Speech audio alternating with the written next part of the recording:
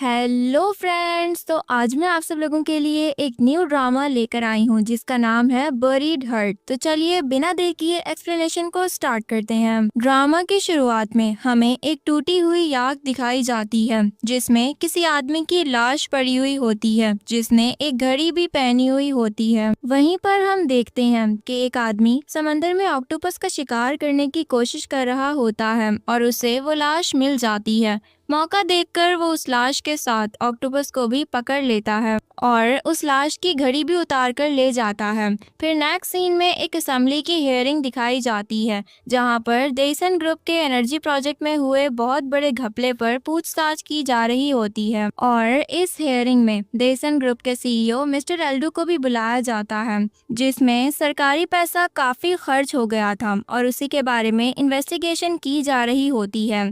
यहाँ पर हमें हमारे मेन लीड डोंगजू को भी दिखाया जाता है जिसने वही वॉच पहनी हुई होती है जो पहले दिखाई गई थी। वो हियरिंग में चल रही सारी बातें फोन के जरिए मिस्टर जैंग सियोन तक पहुंचा रहा होता है जो कि डोंगजू को कहते हैं कि असेंबली की हियरिंग किसी भी तरह पोस्टपोन करवा दो। देन डोंगजू एक नजर असेंबली मैन मिस्टर सैंग चियोल पर डालता है जिससे वो उसे इशारा कर रहा हो। देन हमें पता चलता है कि कल रात सैंग चियोल के घर के बाहर डोंगजू बैठा हुआ था और उसने उसे रिश्वत में काफी पैसे और महंगे गिफ्ट्स भी दिए थे।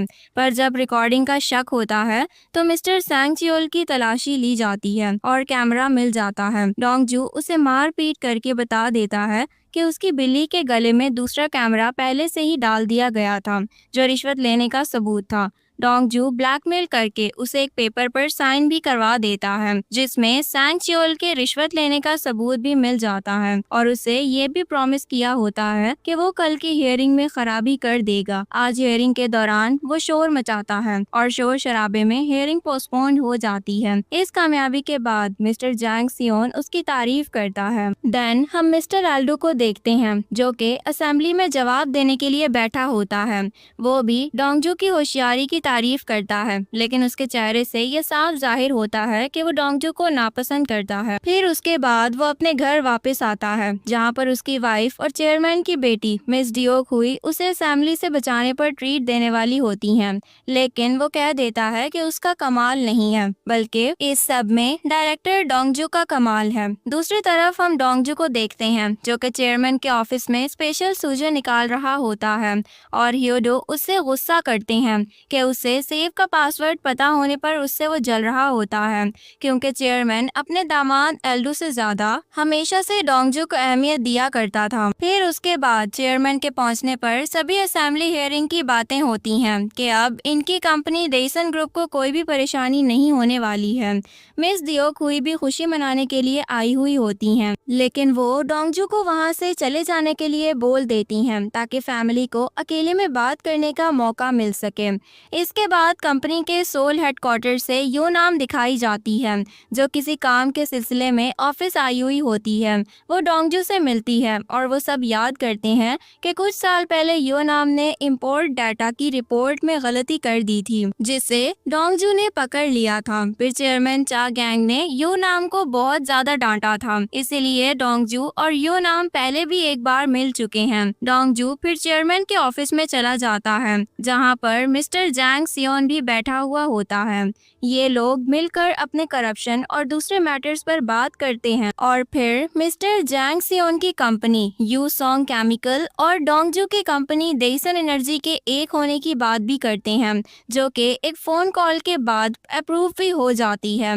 डोंगजू अपने घर वापस पहुंचता है तो हमें पता चलता है कि उसकी गर्लफ्रेंड यू नाम ही थी जो ऑफिस में एक दूसरे को ना पहचानने का दिखावा कर रहे होते हैं। देन डिनर के टाइम डोंगजू उसे एक ब्रेसलेट पहनाता है और बताता है कि वो यू नाम की दी हुई घड़ी को नहाते हुए भी पहन लेता है जो कि नकली होने के बावजूद भी खराब नहीं होती है। वो उसे अगली बार असली और महंगी जेमस्टोन की ज्वेलरी लाकर देने का भी वादा कर लेता है। तभी उसे अपने सीनियर मिस्टर गी हियोन की कॉल भी आ जाती है जो कि उसे बताता है कि चेयरमैन चा की पोती यूएस से अपनी शादी के लिए वापस आ रही है और इस शादी को कंपनी और मीडिया से फिलहाल छुपा कर रखा गया है। डोंगजू शादी को ऑर्गेनाइज करने की जिम्मेदारी ले लेता है तो गी ह्यून कहता है कि पहले तुम चेयरमैन की पोती का तो दिल जीतकर उससे शादी करके कंपनी में अपनी जगह पकड़ना चाहते थे, लेकिन तुमने न जाने क्यों अपना इरादा ही बदल दिया और वो तो यूएस चली गई थी ना। आज देखो तुम्हें उसी की शादी ऑर्गेनाइज करनी पड़ रही है। देन वो इस बात का कोई भी रिस्पॉन्स नहीं देता है। फोन कॉल सुनने के बाद वो वापस योनाम के पास चला जाता है तो पता चलता है कि योनाम से प्यार करने की वजह से उसने चेयरमैन की पोती को पटाने का इरादा छोड़ दिया था। देन अगले दिन डोंगजू की मुलाकात अपने ऑफिस में गुगहुई से हो जाती है जो चेयरमैन की दूसरी बेटी होती है। वो इस बात पर नाराज थी कि यूसुंग केमिकल से जुड़ने की खबर उससे भी पहले डोंगजू जैसे बाहर के आदमी को पता चल चुकी थी। वो उससे अपने साथ मिल जाने की ऑफर भी दे रही होती है, लेकिन डोंगजू का कहना था कि वो चेयरमैन का वफादार है, इसीलिए उन्हीं के कहने पर वो काम करेगा। अगले दिन चेयरमैन चा डोंगजू के साथ एल्डुको डेसन का वाइस चेयरमैन लगाने का आइडिया शेयर करते हैं। भले ही वो उसका असली बेटा नहीं है बल्कि दामाद है, लेकिन कंपनी वो बाहर वालों की जगह किसी करीबी के ही हवाले करना चाहते थे। ये आइडिया डोंगजू को अच्छा तो नहीं लगता है, लेकिन फिर भी वो उनका हुक्म मानते हुए एल्डो के पास जाकर उसे भी चेयरमैन के फैसले के बारे में इन्फॉर्म कर देता है। फिर हेलीकॉप्टर का सफर करने के बाद जब वो वापस आता है तो योनाम उसे उसी जगह पर मिलने के लिए आई हुई होती है और दोनों अभी साथ में वक्त गुजार रहे होते हैं कि तब उसे काम से फोन आने के बाद उसे वो छोड़कर वहां से चला जाता है, जिस पर योनाम के चेहरे की हंसी उड़ जाती है।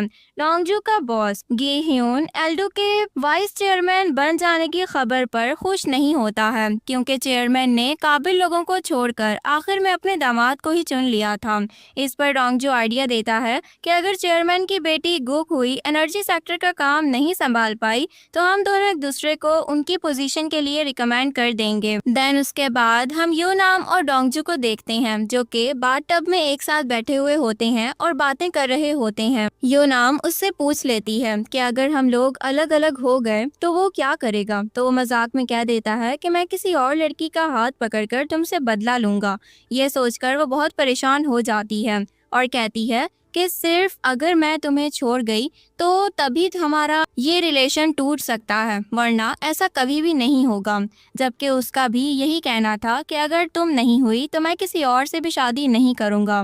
बाद में वो अपने लिए टोस्ट बना लेता है और योनाम किसी से फोन पर गुस्से में बात कर रही होती है कि मैं अपना कहा से पीछे नहीं हट सकती। फिर जब वो किचन में आती है तो उसे डोंगजू वहाँ पर बेहोश मिलता है, जिसे ब्रेड खाने की वजह से कुछ हो गया था, इसीलिए वो उसे लेकर हॉस्पिटल भागती है। यहाँ पर हमें दिखाया जाता है कि डोंगजू का बॉस गी ह्यून काफी अरसे पहले ही चेयरमैन की पोती जेनिफर को पटाने का प्लान बना रहा था। वो लोग एक होटल में बैठे हुए थे, लेकिन वहाँ पर डोंगजू का ध्यान योनाम पर पड़ जाता है और उसकी मासूम हरकतें देखकर वो उस पर फिदा हो जाता है। उन्हीं दिनों में योनाम की बनाई हुई हेडक्वार्टर से आई हुई डाटा रिपोर्ट की गलती चेयरमैन को रिपोर्ट कर दी जाती है, जिस पर योनाम ने उस पर बहुत ज्यादा गुस्सा भी किया था क्योंकि उसी की गलती निकालने की वजह से चेयरमैन ने उसे बहुत ज्यादा डांटा था। उसने तब उसका गुस्सा ठंडा करने के लिए उसे डिनर की ट्रीट भी दी थी और साथ में वक्त गुजारते ही दोनों को एक दूसरे से प्यार हो गया था और डोंगजू ने चेयरमैन की पोती को पटाने का अपना आइडिया छोड़ दिया था। नेक्स्ट सीन में होश आते ही योनाम उसे गले लगाकर माफी मांगती है कि वो दालचीनी वाली ब्रेड लेकर आ गई थी जिससे डोंगजू को एलर्जी थी, लेकिन वो उसे जिम्मेदार नहीं ठहराता है बल्कि अपनी किस्मत को दाद देता है, जिसकी वजह से उसे इतनी ख्याल करने वाली लड़की मिल गई थी जिसके साथ वो बहुत जल्द शादी करने वाला था। अगली सुबह घर पर डोंगजू को सेक्रेटरी की कॉल आती है जो उसे आज चेयरमैन की पोती जेनिफर के शादी पर पहुंचने के लिए बोल रही होती है। तो डोंगजू देखता है कि योनाम घर पर नहीं है, इसीलिए वो सोचता है कि वो जॉगिंग पर गई हुई होगी। वो अपनी एंगेजमेंट रिंग देखने के बाद उसे टेक्स्ट भी कर देता है कि वो अभी शादी पर जा रहा है और रात को वो दोनों स्पेशल डिनर करेंगे। डोंगजू शादी पर पहुंचता है तो बाथरूम में उसकी मुलाकात हुई च्योल से हो जाती है, जो उसका पुराना क्लासमेट होता है और जैंग सियोन का नेफ्यू भी होता है। दोनों की बातों से लग रहा था कि इन दोनों में दुश्मनी थी और ये बात डोंगजू को हैरान कर देती है कि इस शादी में दूल्हा भी वही था। हुई च्योल उसे बता रहा होता है कि चेयरमैन की पोती से वो शादी करके अब वो डोंगजू के कंपनी संभालने का सपना तोड़ देगा और अब सब कुछ उसका हो जाएगा। लेकिन डोंगजू उसे पंच मार के चला जाता है। बाद में जब दूल्हा दुल्हन स्टेज पर पहुंच जाते हैं तो डोंगजू को सबसे बड़ा शौक लगता है, क्योंकि चेयरमैन की पोती कोई और नहीं बल्कि उसकी अपनी गर्लफ्रेंड यो नाम ही होती है। वो उसे देखते हुए आगे बढ़ जाती है, जबकि कुछ गार्ड्स डोंगजू को वहीं पर पकड़ लेते हैं ताकि वो कुछ भी ना कर सके। आज उसे अपनी सबसे प्यारी चीज को अपनी आंखों के सामने किसी और का होते हुए देखना पड़ रहा होता है, जिस पर वो काफी ज्यादा टूट भी गया था। और फिर इस सीन पर ये एपिसोड भी एंड हो जाती है। डियर फ्रेंड्स, कैसी लगी आपको मेरी आज की एक्सप्लेनेशन? मुझे कमेंट सेक्शन में जरूर बताइएगा। चैनल को सब्सक्राइब करके वीडियो को लाइक करना मत भूलिएगा। मिलती हूँ मैं आपसे एपिसोड 2 में। तब तक के लिए bye bye, take care and thanks for watching.